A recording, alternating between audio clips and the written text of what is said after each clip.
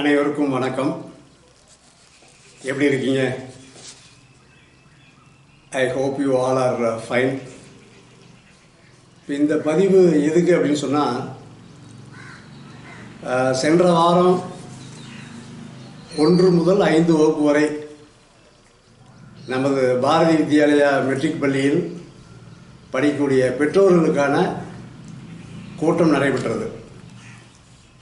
இதில் பல கருத்துக்கள் விவாதித்தோம். அதில் ஒரு சில பெற்றோர்கள் சில காரணங்களால் வர முடியல. அதற்காக அந்த மீட்டிங்கில் நம்ம என்ன டிஸ்கஸ் பண்ணோம் அப்படிங்கிறத பற்றி ஒரு சில குறிப்புகள் தரலான்னு நினைக்கிறேன். ஒன்று, மாணவர்கள் ரெகுலராக ஸ்கூலுக்கு வரணும். அட்டெண்டன்ஸ் ரொம்ப முக்கியம். இன்கேஸ் வர முடியாத சூழலில் பேரண்ட்ஸ் அந்த வகுப்பு ஆசிரியர்கிட்ட பர்மிஷன் சொல்லிடணும். அது ஒரு நல்ல ஹேபிட்டாக இருக்கும். இது ஃபஸ்ட்டு பாயிண்ட்.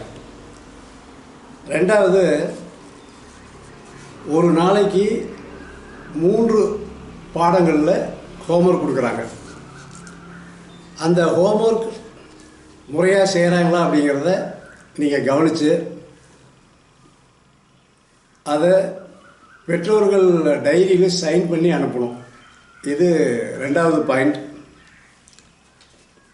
இப்போ நம்ம புதுமையாக என்ன பண்ணியிருக்கோம் அப்படின்னா, மாணவர்கள் படிக்கும் வாசித்தல் மற்றும் ரீடிங் ஹேபிட் இன்க்ரீஸ் பண்ணுறதுக்காக ஒவ்வொரு பேராகிராஃப் கொடுத்து அதை எப்படி படிக்கணுங்கிறத டீச்சர்ஸ் வீடியோ எடுத்து அனுப்புகிறாங்க.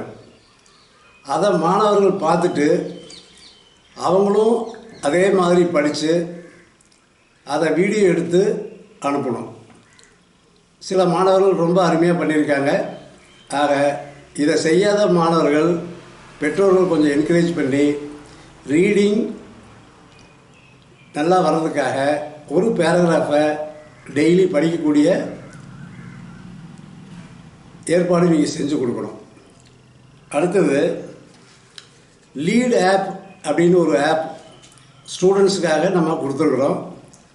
ஒரு 80% பேரண்ட்ஸ் இன்ஸ்டால் பண்ணிக்கிட்டாங்க. அதில் நிறைய கருத்துக்கள் இருக்குது. வகுப்புகளில் நடக்கக்கூடிய, வகுப்புகளில் காண்பிக்கக்கூடிய வீடியோக்களை நீங்கள் வீட்டிலேருந்தே பார்க்கலாம்.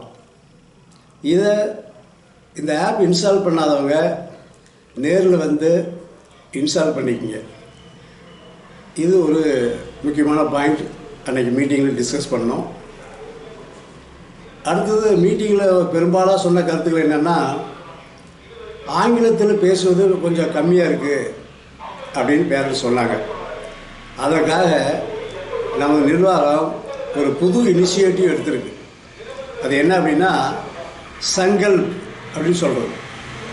இதுக்காக தனியாக ஒரு பெரிய அமௌண்ட் செலவு பண்ணி நம்ம நிர்வாகம் செய்து அதற்கான இனாகிரேஷன் துவக்க விழா வருகிற திங்கட்கிழமை